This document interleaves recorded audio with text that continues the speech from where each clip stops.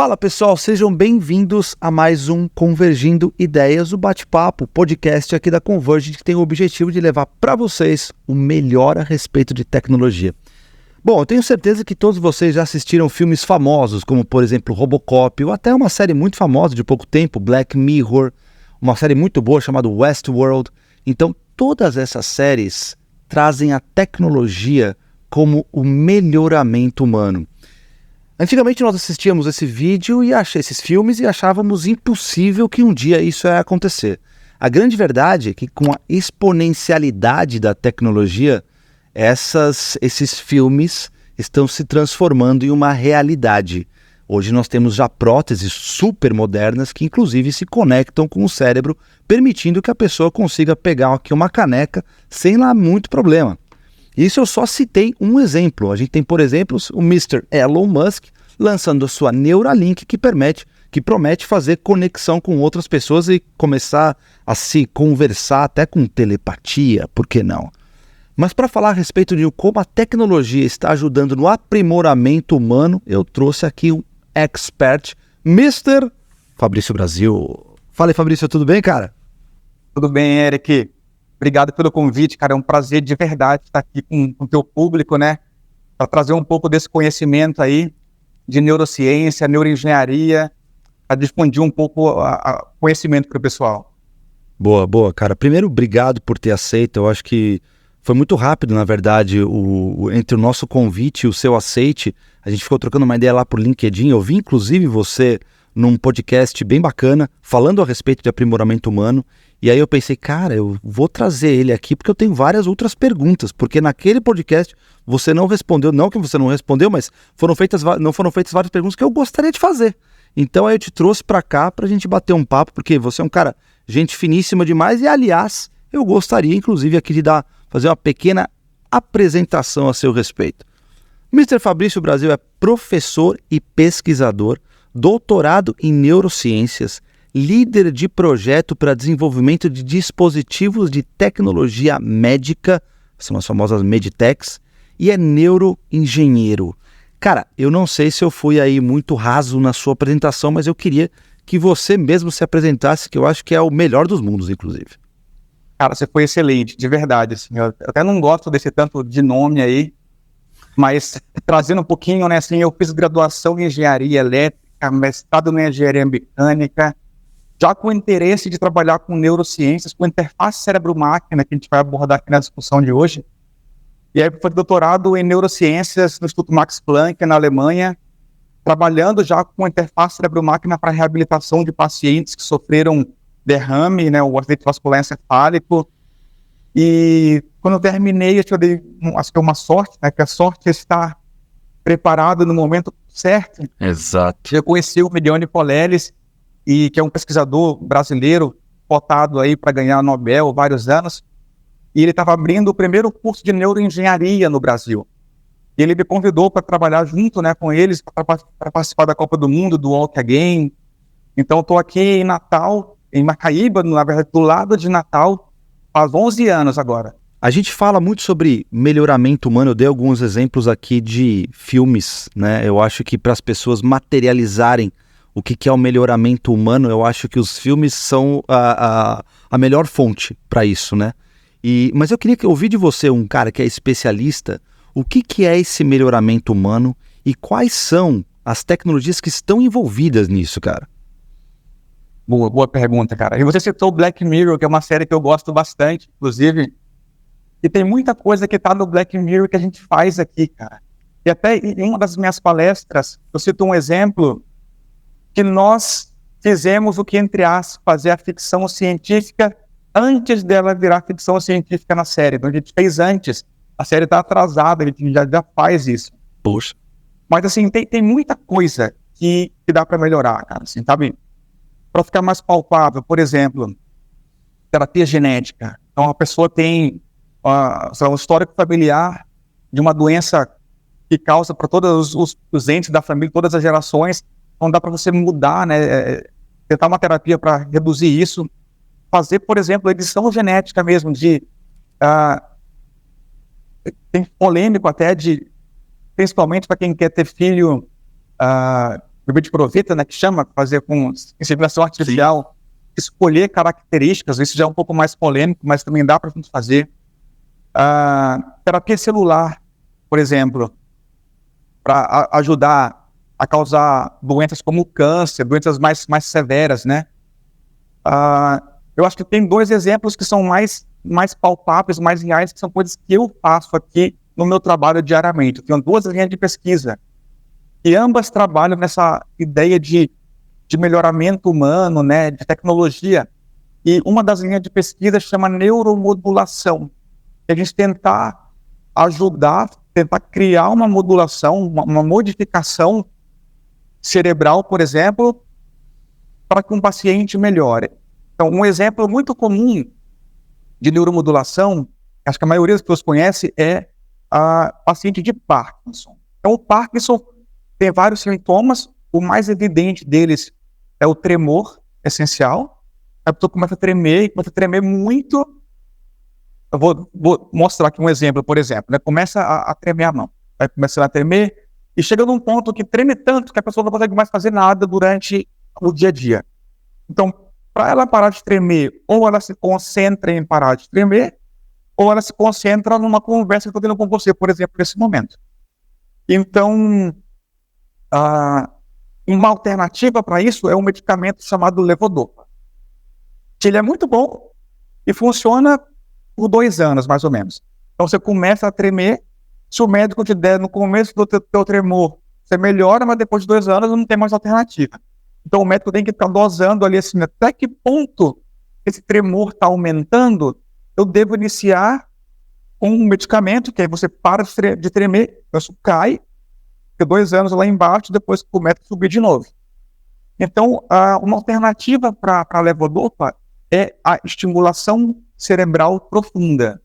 O nome mais comum é o nome em inglês, é DBS, Deep Brain Stimulation, e basicamente você coloca 2 eletrodos grandes, mais ou menos desse tamanho, 10 centímetros, dos 2 lados da cabeça até no tálamo, para fazer uma estimulação, e essa pessoa controla de novo esse tremor. Então isso é um método de neuromodulação.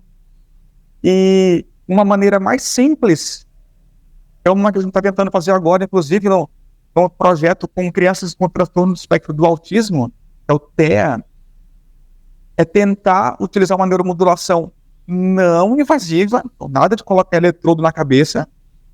A gente estimula as crianças, por exemplo, com 20 minutos por dia durante 3 semanas, e depois, dependendo de cada criança, uma estimulação para manter essa atividade cerebral no nível que eu gostaria.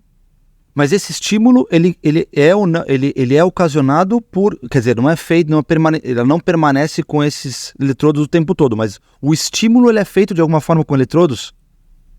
No DBS você permanece para sempre, você coloca o eletrodo na sua cabeça. Sim. Esse outro não. Imagina aqui, eu trouxe uma cabeça para exemplificar.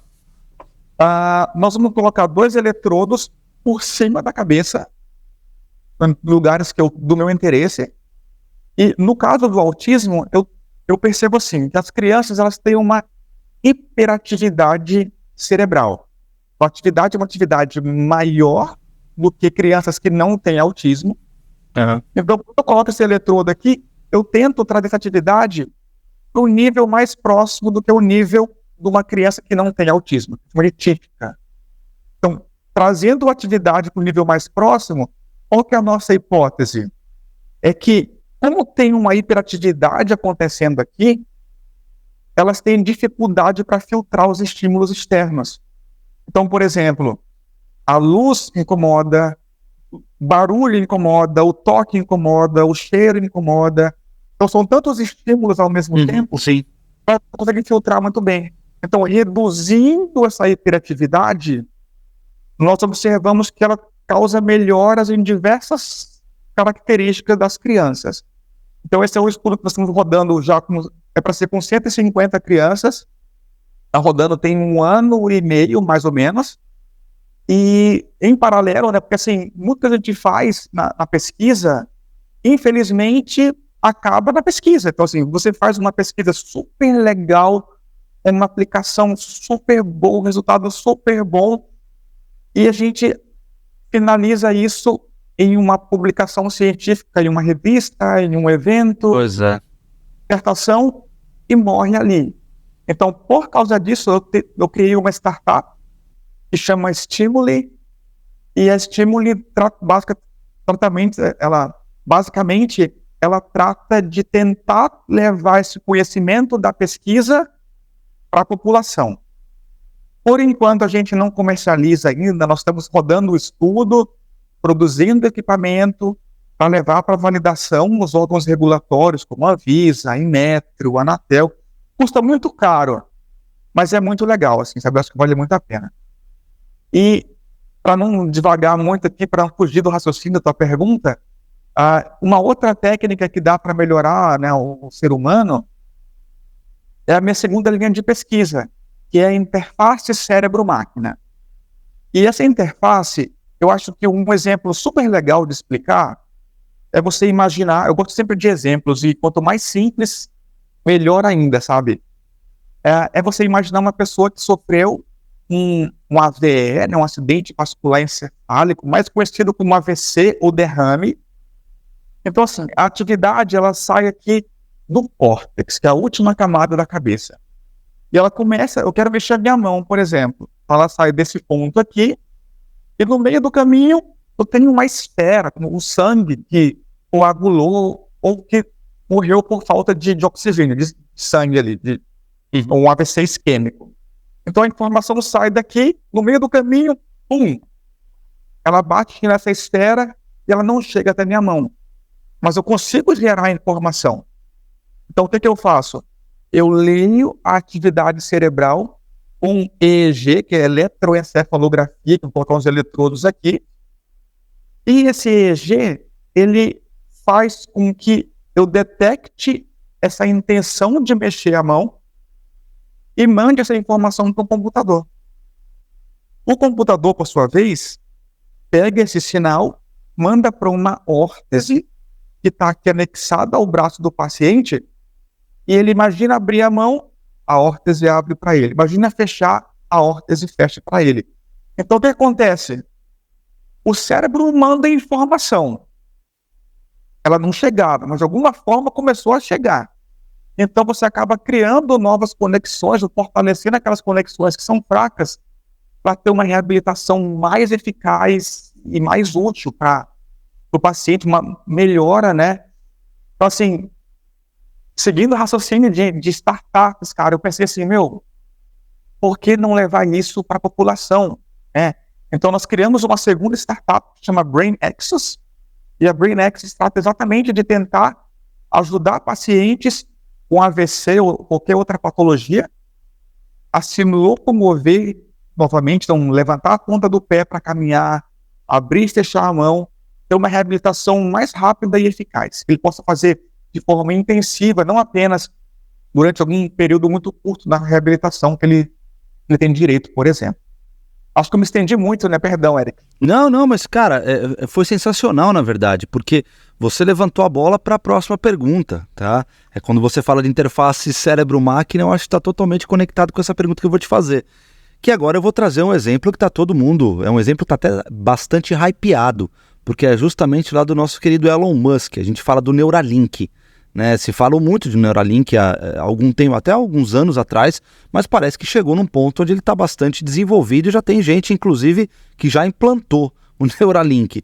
E aí eu queria saber contigo, é uma coisa que eu sempre tive curiosidade, de que forma exatamente esse Neuralink, ele pode, esse chip que é implantado no nosso cérebro, ele pode melhorar as minhas capacidades cognitivas e sensoriais? Porque o que se fala muito, e aí o Elon é muito bom nesse sentido de ser marqueteiro, né? Até que ponto isso é verdade, né? Porque vamos lá, ok, vou implantar um chip no meu cérebro, mas o que efetivamente eu consigo fazer com ele agora, né? Sendo que eu preciso ter dispositivos que se conectam com ele. E depois, quando você terminar de responder essa pergunta, eu tenho uma outra que essa realmente eu sou curioso. Mas eu vou primeiro perguntar isso. Como é que efetivamente esse Neuralink pode ajudar esses implantes cerebrais? Não indo, porque a forma que você está colocando é uma forma muito nobre porque você está tentando trazer melhorias, na verdade, recuperar pessoas que de alguma forma tiveram a sua capacidade perdida por um AVC, ou uma pessoa que tem uma síndrome qualquer, um Parkinson, por exemplo. Isso me parece muito nobre, muito bacana. E agora eu estou vendo num outro ponto de vista que eu estou olhando simplesmente por um lado, eu quero me melhorar, né? Porque eu acho que futuramente a gente vai ter lojas para melhorar o ser humano em algum momento. Mas a gente está falando de uma melhoria que, por acaso, eu quero melhorar alguma capacidade cognitiva que eu acho que eu sou ruim. Então eu vou implantar um chip na minha cabeça e vou melhorar. Qual que é o ponto que é verdade? É possível ser feito isso, cara? Excelente pergunta, Eric. E assim, muita gente critica o Elon Musk, e eu acho que assim, parte das críticas são corretíssimas, mas ao mesmo tempo eu acho que ele faz um negócio muito legal. Que eu acho que o mundo, na verdade, acadêmico, ele acaba se fechando e ficando restrito à divulgação do mundo acadêmico. Então, assim, sim. Uma coisa que o Miguel Nicoleles critica bastante o Elon Musk, que o que o Elon Musk está mostrando na mídia, ele já fez há 10 anos atrás, 20 anos atrás. E é verdade, cara.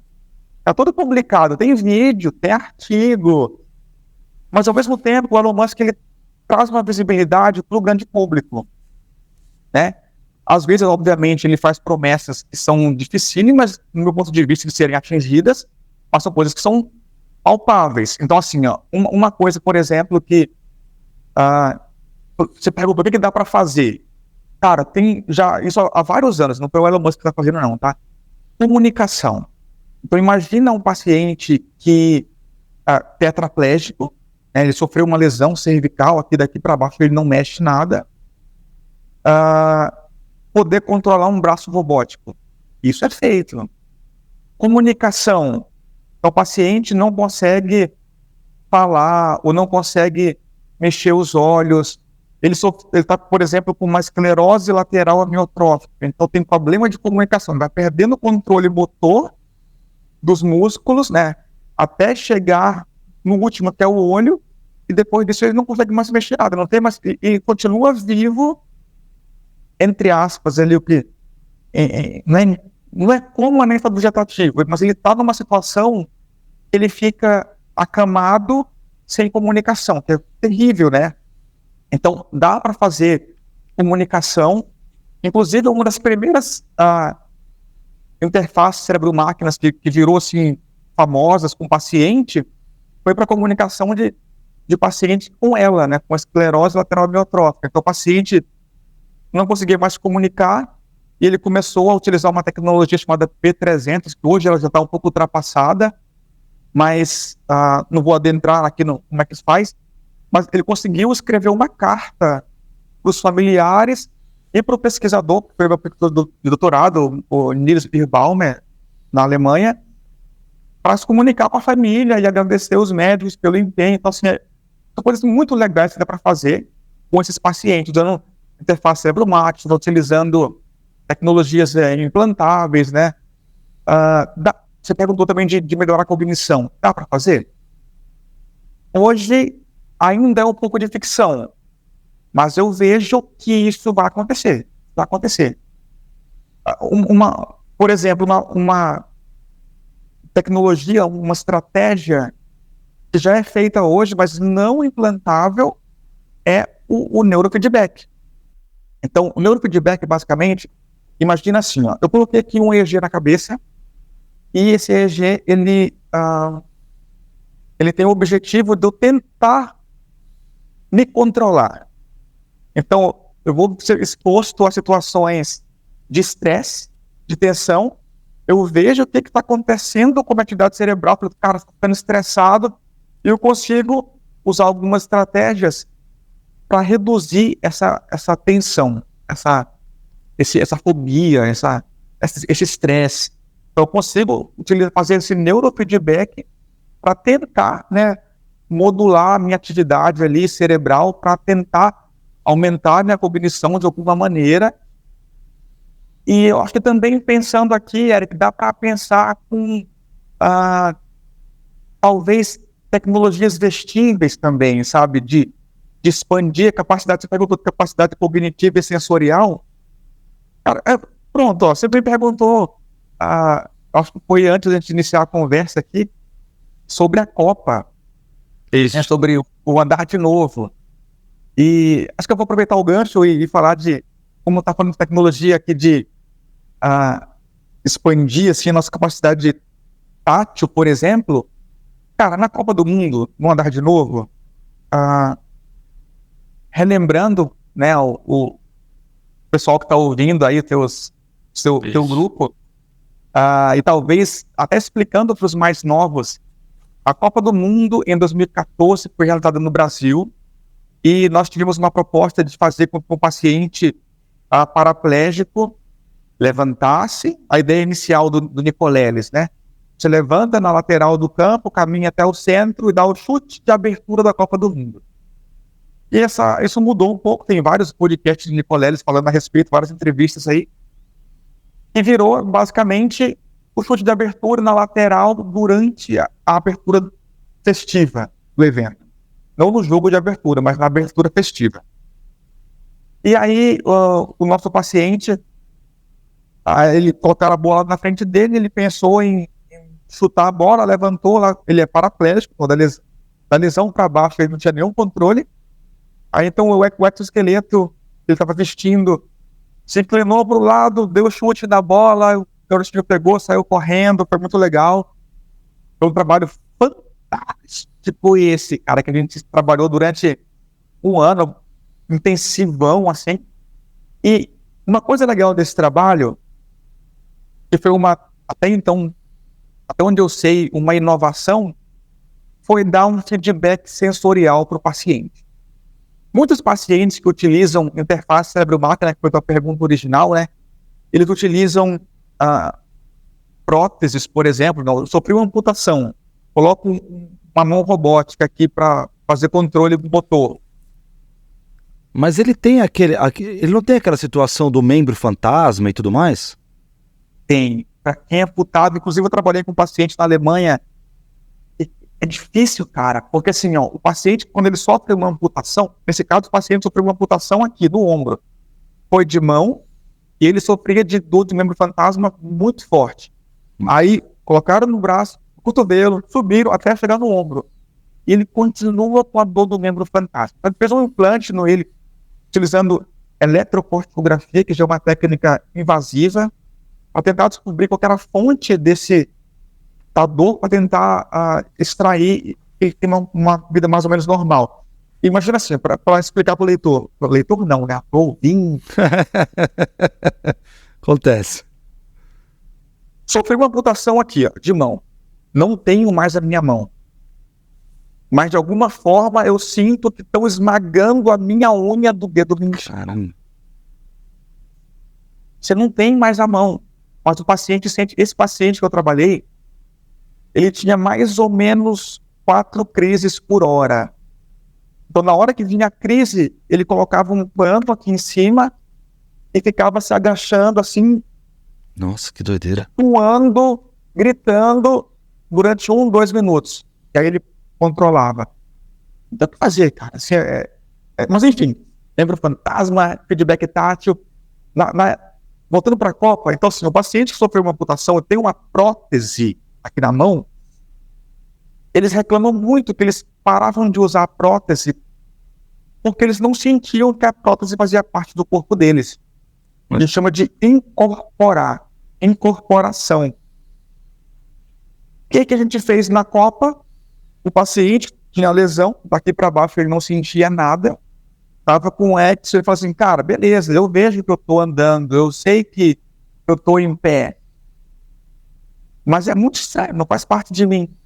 O que nós fizemos? Colocamos sensores táteis na sola do exoesqueleto. Então, toda vez que esse exo pisava no chão, nós criamos, o paciente usava uma malha, uma roupa, com sensores de vibração aqui. Então, pisava no chão, ele sentia o estímulo tátil. E aí nós começamos a treiná-los de diversas maneiras, inclusive assim, mostrando que eles próprios mapearam o que seria, por exemplo, pisar no chão, com relação à intensidade, com relação à duração, a ao padrão de vibração no asfalto, na grama e na areia. Então nós mapeamos isso daqui e depois de um tempo, se a gente estimulasse, ele ficava com óculos de realidade virtual ou caminhando, ele acabou aprendendo que assim, esse tipo de estimulação tátil diz respeito a esse solo. E quando a gente estimulava... Só fazer uma pergunta rápida com relação a isso. Essa estimulação tátil, ela não estava acontecendo, obviamente, nas pernas dele. Estava acontecendo em outro lugar, porque ele não sente as pernas, era no braço. Ah, tá. No braço. Mas aí, olha o que é legal, Eric. Nossa, o cérebro dele... Caraca, doideira. Peraí, deixa eu entender. Então, o cérebro, nosso cérebro, para quem anda, obviamente, eu sei o que é tocar no chão. Na verdade, você estava fazendo um bypass no cérebro. É meio que um bypass... E aí você estava fazendo ele sentir aqui. Quando a gente estimulava o braço, nós víamos a atividade na área da perna ativa. Uau! Então ele passou a realmente incorporar aquela sensação tátil do braço na perna. Então isso é algo muito legal, assim. Então, essas tecnologias vestíveis aí, elas têm tudo a ver, cara, com interface cérebro-máquina, para aprimorar essa parte cognitiva e sensorial. Feedback tátil, agora muito na moda também, esse do Elon Musk, o outro queridinho aí do hype de tecnologia, Mark Zuckerberg, que criou o Meta. Vamos colocar um óculos de realidade virtual para interagir com o mundo. Cara, muito massa. E aí o que ele começou a fazer? Roupa inteira com feedback tátil. Cara, que show de bola. Você estava falando, veio um monte de coisa na minha cabeça, mas aí eu queria te perguntar uma coisa, cara. A gente fala muito sobre essa comunicação que, teoricamente, se ouviu lá atrás falar que o Neuralink seria uma comunicação de uma via, ou seja, você só mandava o comando e você não recebia, né? Imagino que talvez isso no futuro pode se usar, eu vou dar um exemplo bem crasso aqui, mas o mais simples que é ligar uma TV com a sua cabeça, imagino, porque se você está emitindo algum sinal para uma prótese, você pode emitir para qualquer lugar, imagino eu, né? E aí, o ser humano vai poder ser hackeado se tiver uma comunicação bidirecional de envio e recebimento? Provavelmente, cara. Provavelmente, eu acredito na sensacionalidade nisso. Assim, você sabe uma coisa que eu achei super legal? Tem um paradoxo que dá para vocês entenderem aqui. Hoje em dia você já viu, mas os laptops novos, eles já vêm com uma coberturazinha para câmera física. Uma janelinha que você escorre ali para cobrir a sua câmera. Por que isso? Porque acreditam que uma pessoa consegue ficar te filmando sem parar, mesmo sem ter consentimento. Eu vi a entrevista uma vez do diretor da CIA. O diretor da CIA tinha um post-it em cima da câmera do... O Zuckerberg usa também. E, cara, se os caras que são os detentores da tecnologia mais alta acreditam nesse hackeamento aí, eu acho que assim, pode acontecer, obviamente, né? A gente quer criar tecnologia sempre para o bem. Você para pensar aí que o Santos Dumont se matou depois que ele viu lá os aviões usados na guerra. Então, assim, se você quer, né, uma faca pode ser útil para cortar alguma coisa e para matar uma pessoa. Então, assim, enfim, nós queremos fazer o bem. Mas eu acredito que pode acontecer isso sim, mas nós estamos bem longe, tá? Sendo bem realista, longe. Tá melhorando essa comunicação de uma via, mas já dá para fazer de duas vias também. Inclusive, a gente tem um projeto aqui que tenta fazer isso. Você perguntou de interface cérebro-máquina. Vou aproveitar o gancho e falar assim, sobre que eu comentei que a série da Black Mirror estava atrasada. Aqui no Instituto, cara, nós criamos a primeira interface cérebro-cérebro do mundo. Foi feita aqui em Duke, nos Estados Unidos. Então, assim, tinha um rato aqui no Brasil e um rato nos Estados Unidos. O rato daqui, quando ele fazia uma tarefa de percepção tátil, ele tinha as vibriças, né, os bigodes dele, ele foi condicionado, ele aprendeu quando ele passava por uma portinha e estimulava os bigodes mais próximos, os proximais, ele tinha que pegar a recompensa de um lado. Se pegasse os bigodes mais distais, ele pegava do outro lado. Aprendeu a fazer isso muito bem. e tinha um ratinho nos Estados Unidos que não tinha porta nenhuma. A gente pegava o sinal do rato do Brasil, aqui em Natal, enviávamos, né, decodificávamos, mandava pela internet para os Estados Unidos e estimulava o rato de lá. Então o rato de lá começou a fazer as tarefas de maneira correta, acima da chance aleatória. Então foi a primeira vez que conectou-se 2 cérebros. E estamos hoje, claro, dando passos para frente, né, melhorando com relação a isso daí também. Agora, cara, a gente vê uma situação importante que está tomando conta do mundo, que é a inteligência artificial. Várias aplicações que envolvem inteligência artificial surgindo, né? Eu estava até brincando que tem um site chamado That's an AI for That, que eles falam que tem mais de 11 mil inteligências artificiais disponíveis aí de todos os tipos, desde dessas para vídeo, para áudio, as LLMs, que são as linguagens que são as inteligências do tipo ChatGPT, que estão ajudando o ser humano em várias frentes, digamos assim. Agora, quando a gente vai nesse sentido, quando a gente vai para melhoramento humano, para tecnologia que ajuda no melhoramento humano, é possível a gente inserir a inteligência artificial, ela também pode ajudar nesse sentido? E quais seriam esses sentidos? Cara, dá para fazer sim. Eu acho que IA está muito na moda hoje, né? Inclusive, aqui eu tenho puxado a orelha dos nossos alunos, porque até se você for aluno e estiver ouvindo isso, gente, IA é super útil, eles devem utilizá-la, mas vocês não podem abdicar de pensar. E assim, a IA está tornando muitos alunos hoje preguiçosos. Então assim, eles não querem nem pensar, eles copiam e colam. Então assim, vamos refletir. IA está para ajudar, mas você não pode abdicar de aprender, tá? Então assim, IA vai ajudar muita gente, cara. Vamos lá. Uma aplicação bem real que a gente faz aqui. Nós trabalhamos com muitos dados, muito, Eric. Imagina esse caso que eu falei do eletrodo do rato. Um animal que tem um implante que tem 64 eletrodos, e esse eletrodo está gravando de 1 a 5 a 6 neurônios com uma taxa de aquisição de 2.000 amostras por segundo, 2.000 Hz. É muito dado, muito dado. Então assim, o que a IA pode fazer? Pode facilitar essa tarefa de fazer análise de dados. Para ver, quando o volume de dados é muito grande, pode nos ajudar perfeitamente, pode nos auxiliar com automação de tarefas.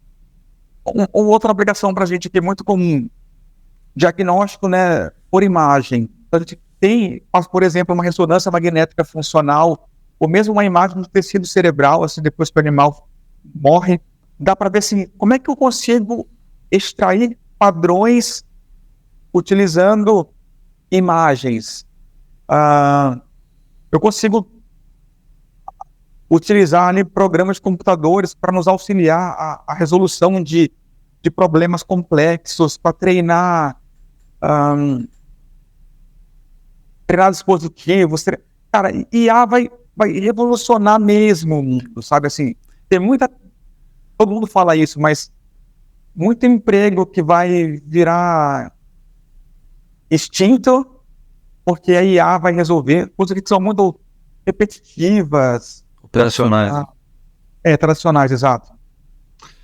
E eu eu tive contato há pouco tempo, né? Pelo menos ouvi falar do tal do Digital Twin, né? Que vão começar inclusive a utilizar que são os gêmeos digitais e os gêmeos digitais aplicados na saúde, que é você ter condições de duplicar um corpo humano com todas as suas funcionalidades, DNA, enfim, a partir de um DNA você faz isso, né? Bom, não sei até que ponto isso está evoluído, obviamente que eu vou colocar uma coisa que eu já li e ouvi a respeito.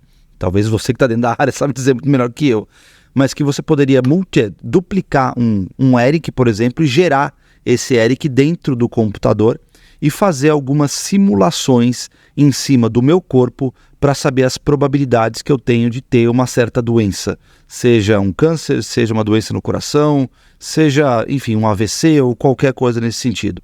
Quer dizer, você vai simulando o ser humano dentro daquele gêmeo digital. E eu acho que nesse ponto, não sei até que ponto que vocês utilizam, mas nessa situação eu acho que a inteligência artificial, que você falou muito bem, para análise de dados me parece bastante plausível, né? Muito, muito promissora. E você tocou num assunto interessante, cara, que é bem polêmico até. Eu acredito fielmente no que você falou, que eu vou conseguir saber, por exemplo, se o medicamento vai fazer mais ou menos efeito em determinado tipo de genes, de DNA. A gente vai chegar lá, vai ser remédio direcionado para aquele tipo de pessoa, para aquele tipo sanguíneo, vai ser mais eficaz. E você testa no gêmeo, né? Você não precisa fazer, de repente, tantos testes, né? Você pode testar no próprio gêmeo digital. Exato. Mas assim, ao mesmo tempo, acho que se abriu uma brecha que eu acho legal comentar aqui, que a gente aborda pouco na ciência, né, nesses podcasts, é que simulações são extremamente úteis e dão resultados. Mas tem coisa que não dá para simular ainda. Então a gente fala assim, olha gente, vocês não devem fazer experimentação animal. Porque dá para simular tudo no cérebro. Cara, a gente está muito longe de entender o cérebro inteiro, mas está muito longe. Então o que acontece normalmente? Um exemplo também aqui do nosso grupo, plausível, real já. Imagina que um animal, a gente tem sintomas de Parkinson, começamos a fazer com roedores, depois com sagui, que é o nosso primata não humano, né?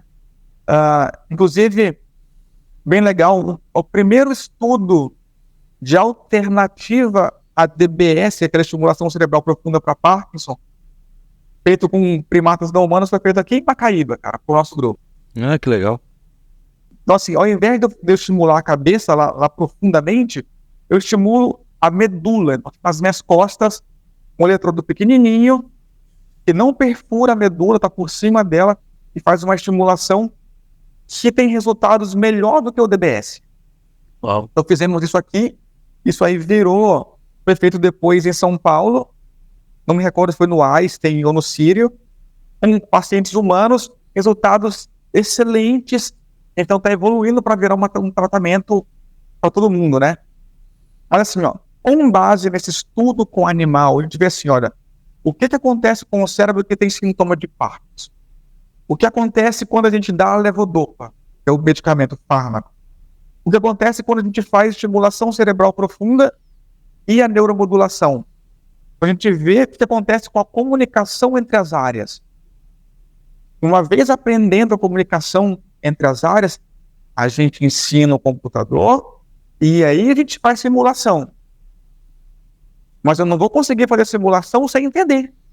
Então, assim, essa parte de terapia genética aí, assim, tem muita coisa que dá para fazer, que simulações são extremamente úteis, mas algumas coisas não dependem de experimentação animal. Muito bom, cara. Sensacional. Já pra gente caminhar aqui pro final, eu queria te fazer uma pergunta que ela parece genérica, mas ela traz alguns, talvez você tenha respondido em alguma parte aqui da conversa, mas eu acho que vale a pena levantar ela.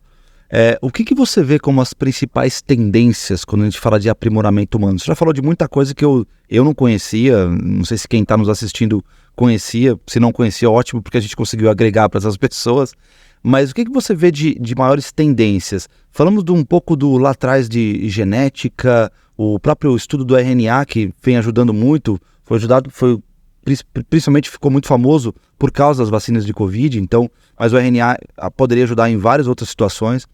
Então, eu queria entender de ti, que é um cara que está dentro dessa área e um baita de um conhecedor, o que a gente tem de principais, o que vem por aí com relação, e aliás, não só o que vem por aí, mas o que realmente é útil do que vem por aí. Legal, Eric. Pergunta de milhão essa, né? Pois é. Mas eu acho legal, cara, assim, talvez até alguém que escute isso daí tenha uma sacada legal e crie uma empresa nova que ajude o mundo, né? Mas eu aposto muito em neuromodulação em geral. Eu falei bastante sobre a estimulação cerebral profunda, né, que é o DBS.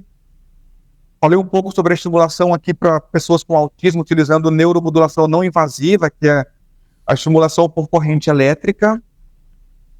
Eu acho que tem um potencial muito grande. Na medula, tanto aí para... Hoje a gente está fazendo para Parkinson, mas começando a estudar também para lesão medular. De neuromodulação tem várias coisas. Eu consigo, né, ter estimulação de implante coclear para quem tem problema de audição. Como é que é esse implante coclear aí? Imagina que pessoas têm problema de audição, né? Eu consigo fazer vários tipos diferentes de neuromodulação. Essa não é muito a minha área, mas eu sei que existe. Então, assim, dá para fazer, por exemplo, para tentar fazer com que a pessoa passe a escutar algum tipo de informação, ou restaurar uma audição que foi perdida, ou para quem não tinha estímulo nenhum, não conseguiu ouvir nada, passe a ouvir o que seria uma voz metalizada, mas qualquer tipo de informação é útil, melhor do que nada, né? Claro. A estimulação aí para marcar passo, neuromodulação e modulação em geral, acho que esse futuro muito legal.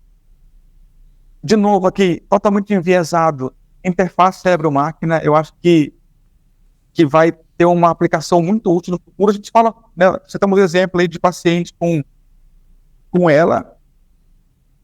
lesão medular, mas a gente faz hoje a neuromodulação, estamos fazendo para autismo, interface cérebro-máquina.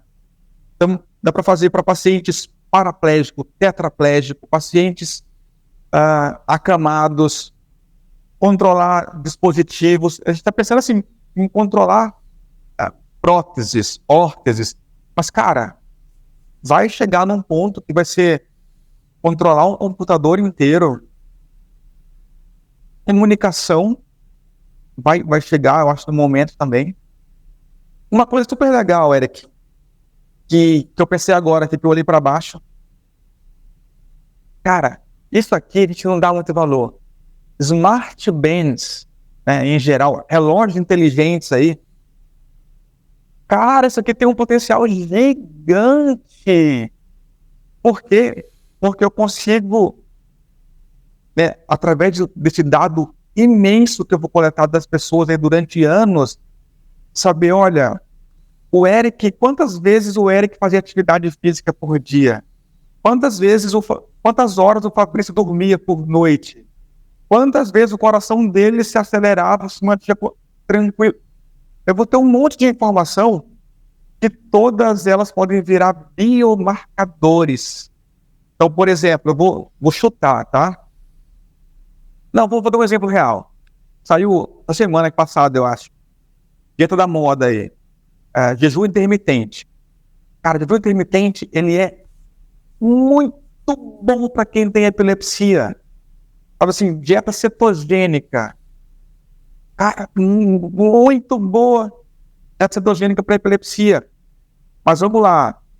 Viram agora que quem faz jejum intermitente tem mais risco de ter doenças cardíacas. Olha só. Então, assim, tem muita coisa de biomarcadores, tem um potencial gigantesco. Então, assim, o uso de coisas inteligentes. Até o celular.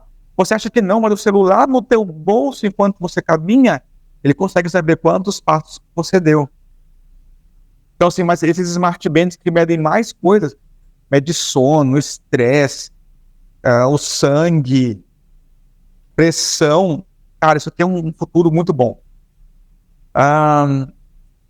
Eu acho que uma coisa legal, biocompatibilidade. Nós conversamos e falou assim, o Elon Musk fazendo implante.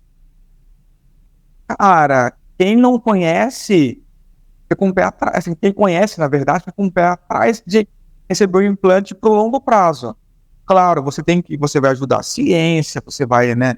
Tem pessoas que têm uma perspectiva de vida mais curta, mas uma pessoa saudável hoje recebeu um implante cerebral. Não façam isso em casa. Meu amigo, sempre tem os early adopters para tudo. Eu também acho perigoso. O que acontece é que nós não sabemos hoje, vou dar um pouco mais profundo da ciência agora. Quando eu faço esses implantes cerebrais que eu falei para você, que vão lá na atividade cerebral do sagui, por exemplo, isso é um corpo estranho para o meu corpo. Como ele é um corpo estranho, em volta do eletrodo, o cérebro tenta isolar aquele corpo estranho. Então ele vai ter um encapsulamento desse eletrodo. Então, assim, com o passar do tempo, meu sinal começa a ficar ruim e não funciona mais. Então, assim, ter materiais biocompatíveis, do povo de engenharia de materiais aí, ó, vai ser muito bom. E falando de, aproveitando o gancho aí, engenharia de biomateriais, de materiais de engenharia, cara, hoje tem assim, eu conversei com uma empresa há pouco tempo atrás, que eles fazem como se fosse uma gase que o teu corpo absorve e te recupera muito mais rapidamente. Então imagina que você sofreu aqui um corte, está exposta aqui a carne, coloca essa gase, teu corpo vai recuperar, sei lá, 4 vezes mais rápido, vai parar de sangrar na mesma hora. Então assim, inclusive dá para fazer muita coisa disso aí impressa, Eric. Tem impressora 3D, a gente pensa assim, vou imprimir um castelinho, vou imprimir uma casa de boneca. Não, cara, essa coisa é muito legal para impressora 3D. Já imprime em comida, inclusive, imprime em carne, imprime em outros tipos de comida, pele impressa em 3D. Então, assim, tudo isso daí tem um potencial gigantesco para o futuro aí que vai, né, possivelmente causar um impacto muito bom nesse melhoramento humano aí, genética, extensão da vida. Temos boas perspectivas, cara. Nós estamos vivendo num momento muito bom de tecnológico, assim, eu acho. Cara, muito legal. Acho que foi uma conversa super, super divertida, super curiosa, na verdade, que tem várias coisas que eu jamais tinha ouvido falar a respeito. Então, a gente falou, enquanto você estava falando sobre os vestíveis, né, que vão começar a pegar dados do nosso respeito, no mínimo, ele vai ser útil para alguém te vender algum anúncio. Mas brincadeiras à parte. Eu acho que assim, como eu sou um cara, aproveitando o gancho aí, como eu sou um cara que inquieto, você falou em vender anúncio, eu tô criando uma terceira startup, cara, que fala sobre isso daí, sobre propaganda, divulgação de eventos. Essa foge um pouco da engenharia, da neurociência, mas em breve espero aí, vai ajudar pessoas a resolver seus problemas. É isso, e aliás, eu queria deixar aqui meu convite, quando você estiver em São Paulo, o senhor vai vir aqui no nosso estúdio para a gente fazer presencial, viu? Porque o bate-papo foi incrível. E uma coisa muito legal nesse bate-papo todo, além de ter trazido essa situação tecnológica que justamente voltada para o ser humano, e eu acho que, não sei se era de conhecimento de todos, né? Mas eu acho que é muito legal a gente dar luz para esse tipo de segmento da tecnologia. Também é o trabalho que você desenvolve no Instituto, que eu acho que é um trabalho belíssimo. Mas eu gosto muito quando a gente vai para a linha de ajudar pessoas. Eu acho que isso é muito... Por isso que o trabalho que você desenvolve é tão nobre. E isso de ajudar as pessoas que, por acaso, têm algum problema intelectual, ou que perderam algum membro, ou por um acidente, ou seja lá o que for. Eu acho que é muito bacana, cara. O novo gancho aí, que você tocou num ponto muito legal, que fala sobre usar essa ciência aí para o bem e sobre melhorar. Essa técnica que eu falei, por exemplo, de neuromodulação, eu consigo melhorar a performance, melhorar aprendizado, melhorar a memória, só que tudo isso tem que ser feito dentro dos critérios éticos. Então, tipo assim, eu tenho um aparelho e eu não estimulo. Eu tenho um irmão que tem autismo, a sobrinha que tem autismo, nunca os estimulei. A minha esposa fala assim, nossa, eu queria melhorar minha memória. Não é brinquedo, não. Tudo tem que passar pelo comitê de ética antes, sabe? Tanto para experimentação com humanos quanto com animais, cara. Tem que ser muito corretinho, assim. A gente tenta fazer tudo da maneira correta, segura, né? Crianças não tentam fazer isso em casa, sabe aquela historinha? Mas é muito legal, cara. A gente tenta tem uma crítica muito grande, né? Assim, até que ponto você pode utilizar isso daí para melhorar a sua performance ou mesmo competir em padrões de igualdade. A gente chama de neurodoping. Você consegue melhorar essa performance, né, de atletas, só que não tem estudo que consiga pegar se você está sendo dopado ou não com essa neuromodulação, por exemplo. Então, estou estudando isso também. Mas, enfim, é uma discussão bem, bem ampla. Eu espero que o pessoal tenha gostado do bate-papo nerd, mas obrigado demais pelo convite, Eric, fiquei muito feliz. Vai ser um prazer aí tomar um café contigo, uma conversa pessoal próxima vez. E ontem eu... Obrigado. Cara, obrigado. Eu acho que a gente depende de pessoas como você, que sentam aqui comigo ou que estão à distância como você agora e que liberam ou nos possibilitam um pouco do conhecimento de vocês. Então, na verdade, eu sempre costumo dizer que as grandes personalidades são vocês. Então, eu quero realmente agradecer de novo por você ter aceito o convite tão rápido, por ter sido um bate-papo delicioso, porque eu continuaria por mais umas 2 horas aqui ou mais, trocando uma ideia contigo a respeito disso. Por isso que vai ser bom o café, que está mais do que convidado para vir aqui no nosso escritório para a gente trocar uma ideia e continuar esse papo, também presencial aqui. E eu tenho certeza que serviu para muita gente entender de como que a tecnologia também está sendo utilizada dentro desse segmento de aprimoramento humano. Eu quero te agradecer de novo, cara. Legal, obrigado de coração. Se você gostou desse vídeo, curta, compartilhe, né? Assim que termina. Gente, vamos dar uma força pro Eric aí, esse trabalho super legal, podcast super bacana. Até a próxima, gente. Então, um abraço aí. É isso aí, gente. Olha que bate-papo legal, né? Aliás, um dos grandes bate-papos que eu tive aqui, né? Eu fiquei muito curioso com relação a várias coisas que eu também não sabia que existiam, né? Principalmente com relação a essa interface cérebro-máquina e o quanto o Brasil está evoluído nisso, né? O Fabrício sendo responsável inclusive por várias pesquisas nessa área e já desenvolvendo muitas coisas para o espectro do autismo, né? Parkinson, pessoas que perderam membros, pessoas paraplégicos. É muito bacana ver o quanto essas tecnologias estão vindo para ajudar a gente a melhorarmos, né? Por que não? Mas também a recuperarmos coisas que nós perdemos, para dar uma nova vida até para pessoas que têm o espectro de autismo, um certo espectro de autismo, que sem dúvida tem uma vida super difícil, pessoas com tetraplegia. Então, assim, é sensacional ver o quanto o Brasil está evoluído nisso, e foi muito bacana conversar com uma pessoa que está diretamente envolvido na tecnologia e como essa tecnologia está ajudando a aprimorar o ser humano. Eu espero que vocês tenham gostado e, por favor, como o Fabrício disse, compartilhem, nos ajudem a crescer, nos ajudem com que esse conteúdo chegue para mais pessoas. Tá bom? Obrigado e até o próximo bate-papo.